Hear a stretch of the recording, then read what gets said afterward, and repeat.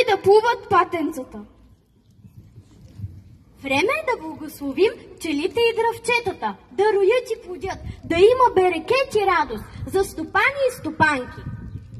Пчелице медна хилядна, пчела се вила, назвила около крушек и туша, тъй цветенца береше да прави гъсти медове.